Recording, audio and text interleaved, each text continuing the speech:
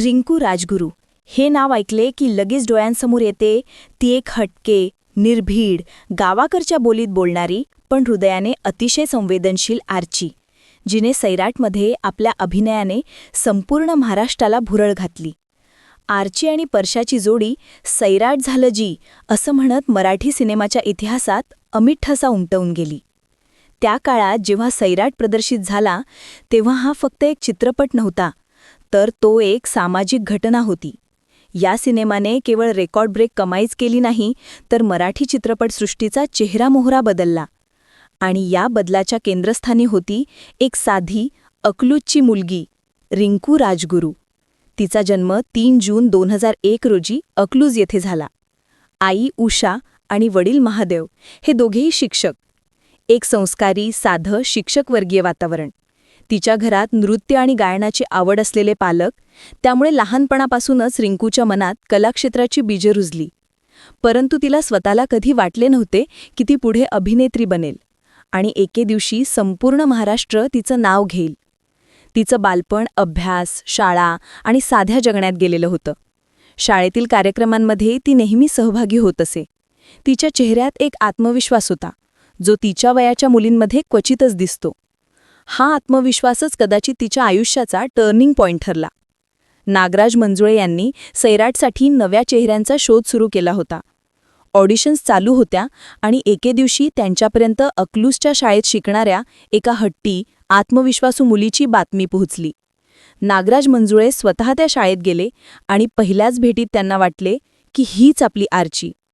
त्या क्षणापासून रिंकूचं आयुष्य बदललं. ऑडिशन झाली, संवाद शिकवले गेले आणि तिच्यात दडलेली नैसर्गिक अभिनयाची ताकद पाहून संपूर्ण टीम थक्क झाली. तिचं साधं रूप, ती बोलीभाषा, तिच्या डोळ्यातील हट्टीपणा, सगळं काही पात्राशी अगदीच जुळणारं होतं. नागराज मंजुळे यांना तिच्यात आर्चीचे प्रतिबिंब दिसलं आणि मग सुरू झाला सैराटचा प्रवास. सैराटचं शूटिंग म्हणजे रिंकूसाठी एक नव्या जगाचा दरवाजा होता. कॅमेरा, लाईट्स, रिहर्सल्स, अनेक टेक्स. सुरुवातीला ती थोडी घाबरली, पण नंतर ती प्रत्येक सीनमध्ये आपलं सर्वस्व ओतू लागली. परशाची भूमिका साकारणारा आकाश ठोसर आणि रिंकू यांच्यात शूटिंग दरम्यान एक सुंदर केमिस्ट्री तयार झाली, जी पडद्यावर झलकली तेव्हा प्रेक्षकांनी तिच्यावर प्रेमाचा वर्षाव केला. चित्रपट प्रदर्शित झाला 2016 मध्ये आणि संपूर्ण महाराष्ट्र वेडं लागलं. आर्ची परशाच्या प्रेमकथेनं लोकांच्या भावना हलवल्या. सैराटच्या गाण्यांनी, संवादांनी, कथानकानं आणि सगळ्यात महत्त्वाचं म्हणजे रिंकूच्या अभिनयानं मराठी चित्रपटसृष्टीचा इतिहास बदलून टाकला. रिंकू एका रात्रीत स्टार झाली. अकलूजसारख्या छोट्या गावातून आलेली ही मुलगी आता संपूर्ण देशभर ओळखली जाऊ लागली. तिच्या साधेपणात आणि आत्मविश्वासात लोकांना एक वेगळं आकर्षण दिसलं. तिने एक साध्या घरातून आलेली पण मोठं स्वप्न पाहणारी मुलगी म्हणून अनेक तरुणींना प्रेरणा दिली. सैराटनंतर तिचं आयुष्य पूर्णपणे बदलून गेलं. ती आता केवळ अकलूजची रिंकू नव्हती, ती होती महाराष्ट्राची आर्ची. तिच्या प्रत्येक हालचालीवर माध्यमांचं लक्ष होतं. तिचे फोटो, तिची मुलाखत, तिचं बोलणं सगळं चर्चेचं केंद्रबिंदू बनलं. पण या सर्व प्रसिद्धीच्या दरम्यानही रिंकू जमिनीवर राहिली. तिचे आईवडील तिच्या प्रत्येक निर्णयात तिला आधार देत राहिले. त्यांनी नेहमी सांगितलं की प्रसिद्धी टिकवण्यासाठी मेहनत आणि प्रामाणिकपणा हेच खरे शस्त्र आहेत. त्यामुळे रिंकूने ते शब्द मनावर घेतले. सैराटनंतर तिने लगेच पुढचा चित्रपट न घेता स्वतःला ओळखण्याचं आणि अभिनयात अजून खोल जाण्याचा निर्णय घेतला.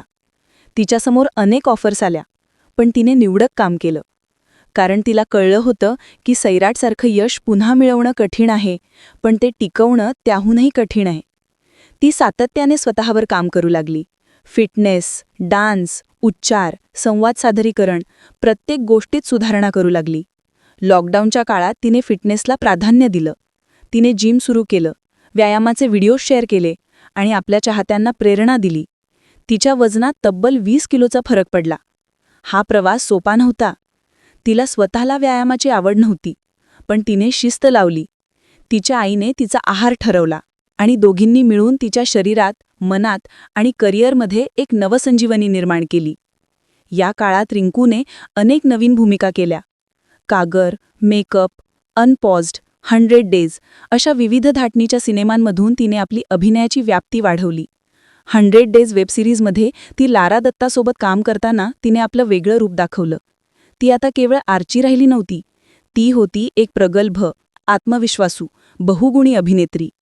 झुंड चित्रपटात अमिताभ बच्चन यांच्यासोबत काम करताना तिने पुन्हा एकदा सिद्ध केलं की ती फक्त मराठी नव्हे तर संपूर्ण भारतीय चित्रपटसृष्टीतील एक तेजस्वी चेहरा आहे. या सर्व प्रवासात तिने आपली मूळ ओळख कधीच विसरली नाही. तिला अजूनही गावातल्या साध्या गोष्टी प्रिय आहेत.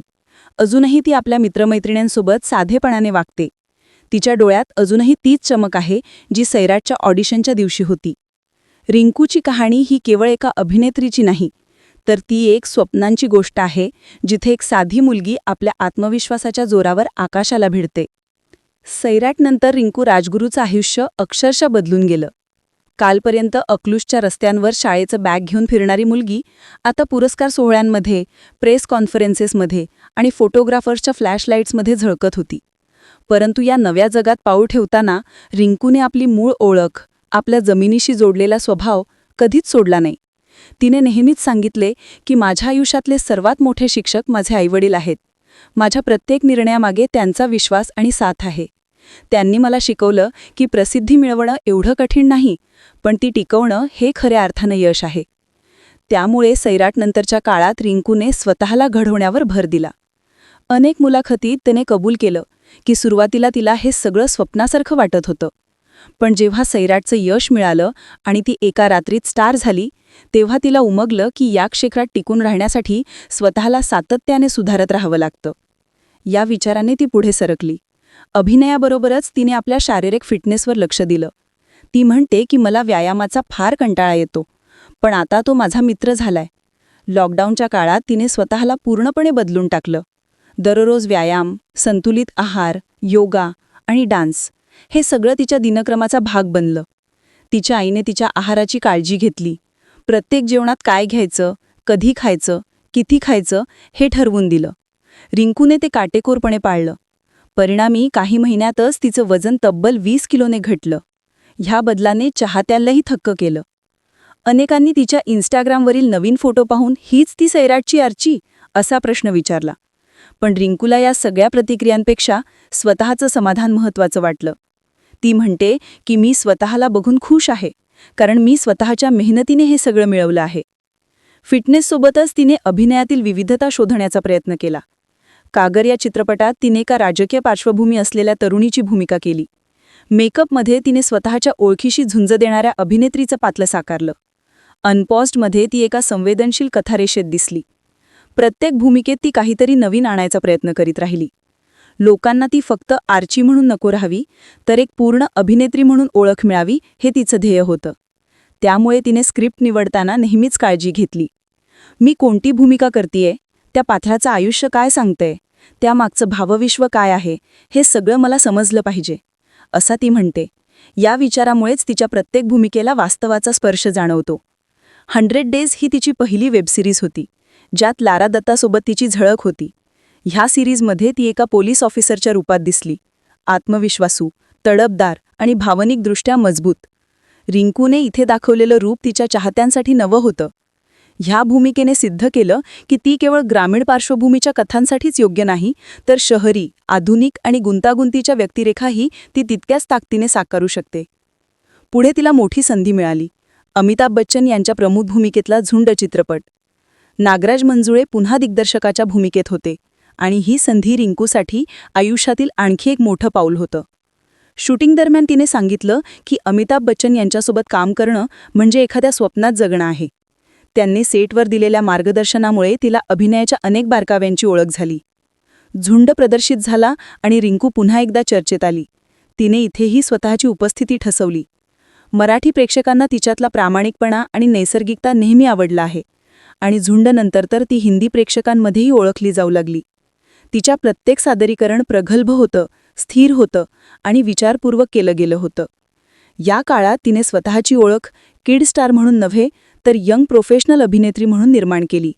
तिच्या इन्स्टाग्रामवरील पोस्ट्स, फॅशन फोटोज आणि इव्हेंट लुक्सनी तिची मुद्रा आधुनिक आणि कॉन्फिडंट प्रतिमा लोकांसमोर आणली.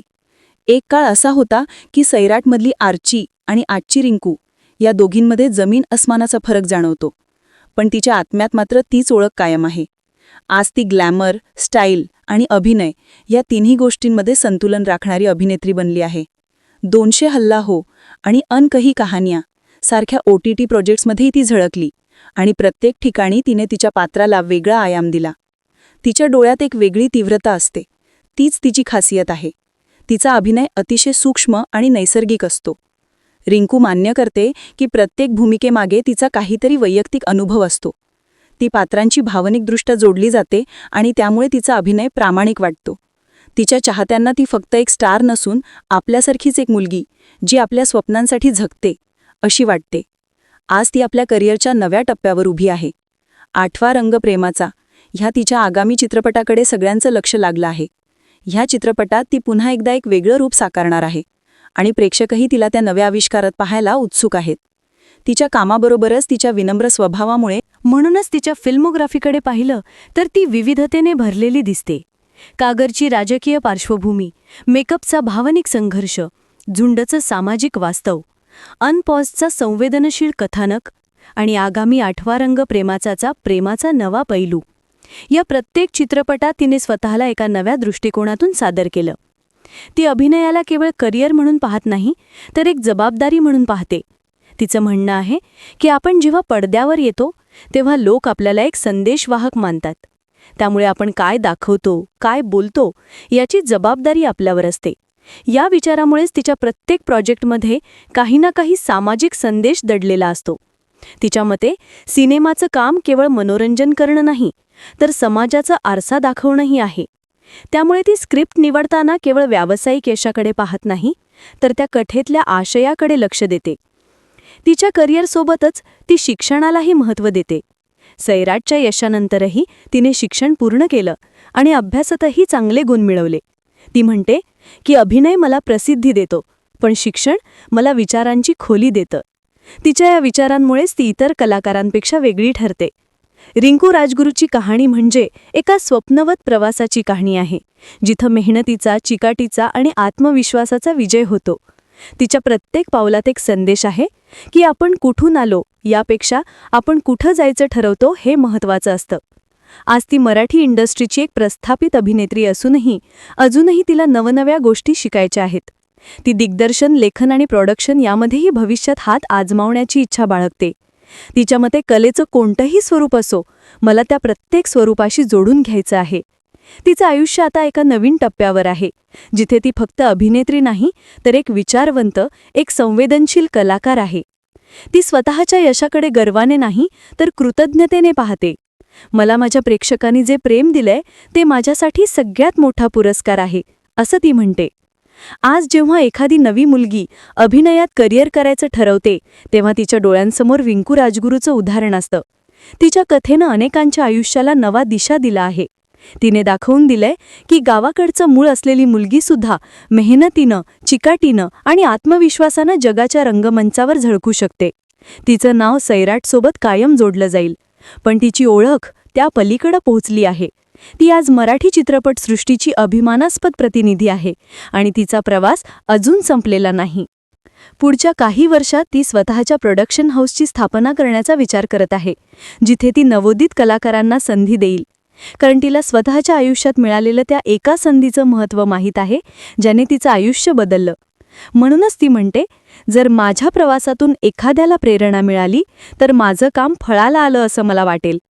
तिच्या या विचारांनी ती केवळ अभिनेत्री म्हणून नव्हे, तर एक प्रेरणादायी व्यक्तिमत्व म्हणून प्रस्थापित झाली आहे. आज रिंकू राजगुरू म्हणजे मराठी सिनेमाची आत्मा आहे. साधेपणा, प्रतिभा आणि मेहनतीचं मूर्तिमंत रूप. तिचं प्रत्येक स्मित, तिचं प्रत्येक शब्द, तिच्या प्रत्येक भूमिकेतून झळकणारा तो प्रामाणिकपणा, हे सगळं एकाच गोष्टीचं उदाहरण आहे की कला हे केवळ अभिनय नाही, ती जीवन जगण्याची एक पद्धत आहे आणि रिंकू राजगुरूने ती पद्धत मनापासून आत्मसात केली आहे. आज रिंकू राजगुरू केवळ एक अभिनेत्री म्हणून नव्हे, तर एक सामाजिक जबाबदारी जाणणारी नागरिक म्हणून उभी राहिली आहे. सैराटपासून सुरू झालेल्या तिच्या प्रवासाने आता एक वेगळं वळण घेतलं आहे. ती अभिनयासोबतच समाजातील महत्त्वाच्या विषयांवर आवाज उठवते. शिक्षण, महिला सक्षमीकरण आणि ग्रामीण भागातील प्रतिभेला संधी देण्याचं काम करते. तिच्या प्रत्येक मुलाखतीत ती सांगते की तिला फक्त पडद्यावरच नाही तर वास्तव जीवनातही फरक निर्माण करायचा आहे. ती महाराष्ट्रभर विविध शैक्षणिक कार्यक्रमात सहभागी होते, जिथे ती विद्यार्थ्यांना स्वप्न पाहायला आणि ती पूर्ण करण्यासाठी झटायला प्रेरित करते. रिंकूचा स्वभाव अत्यंत जमिनीवरचा आहे. ती अजूनही अकलूजच्या मातीतल्या सुगंधाशी जोडलेली आहे. ती तिथे गेली की आजही तिचे मित्र शिक्षक तिला रिंकू असंच हाक मारतात, स्टार नव्हे. तिचं म्हणणं असतं की मी कुठेही गेले, माझं मूळ गाव आणि तिथले लोक मला माझ्या जागी ठेवतात आणि हेच माझं खरं बळ आहे. तिच्या या साधेपणातच तिचं खरं सौंदर्य दडलेलं आहे. आज ती मराठी सोबत हिंदी आणि दक्षिण चित्रपटसृष्टीतही काम करत आहे. तिने केलेल्या झुंड या अमिताभ बच्चन अभिनीत चित्रपटाने तिच्या अभिनयाला राष्ट्रीय स्तरावर मान्यता मिळवून दिली. त्यानंतर अनेक हिंदी निर्मात्यांनी तिच्याशी संपर्क साधला, पण ती पटकथेकडे पाहूनच निर्णय घेते. मला नावासाठी काम नको, मला त्या भूमिकेत काहीतरी सांगायचं असतं, असं ती म्हणते. तिची ही प्रामाणिकता आजच्या ग्लॅमरस दुनियेत दुर्मिळ आहे. अलीकडेच तिने डिजिटल प्लॅटफॉर्मवर पदार्पण केलं आणि तिचा परफॉर्मन्स प्रेक्षकांना भावला. ती सोशल मीडियावर सक्रिय असते, पण तिथेही तिचं अस्तित्व प्रामाणिक असतं. ती आपले विचार, अनुभव आणि आयुष्यातले छोटे आनंद शेअर करते. अनेक वेळा ती तिच्या चाहत्यांना प्रेरणादायी संदेश देते. जगात काहीही अशक्य नाही, फक्त स्वतःवर विश्वास ठेवा. तिच्या या एका वाक्यानं हजारो लोकांना प्रेरणा मिळते. रिंकूच्या आयुष्यात कुटुंबाचं खूप मोठं स्थान आहे. तिचे आई-वडील तिच्या प्रत्येक निर्णयामागे असतात. ते तिचे पहिले टीकाकार आणि सर्वात मोठे आधार आहेत. रिंकू सांगते की तिचं यश हे फक्त तिचं नाही, तर तिच्या आई-वडिलांचं, मित्रांचं आणि तिच्यावर विश्वास ठेवणाऱ्या प्रत्येक चाहत्याचं आहे. ती प्रत्येक भूमिकेसाठी स्वतःला मानसिक आणि शारीरिकदृष्ट्या तयार करते. नवीन भाषा शिकणं, लोकांशी संवाद साधणं आणि पात्राच्या भावना समजून घेणं हा तिचा दिनक्रम असतो.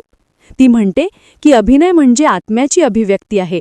त्यासाठी फक्त तंत्र नाही तर भावनाही आवश्यक आहेत. तिचा हा दृष्टिकोन तिला इतर अभिनेत्र्यांपेक्षा वेगळं करतो. रिंकूचा चेहरा जितका निरागस आहे, तितकी तिची विचारसरणी परिपक्व आहे. ती सध्याच्या काळातील सामाजिक प्रश्नांवरही मोकळेपणाने बोलते. मग तो स्त्री सुरक्षेचा मुद्दा असो, पर्यावरणाचा असो किंवा ग्रामीण विकासाचा असो.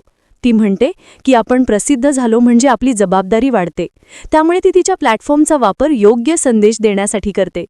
2025 मध्ये ती काही वेब सिरीज आणि मराठी आणि हिंदी सिनेमांसाठी शूटिंग करत आहे.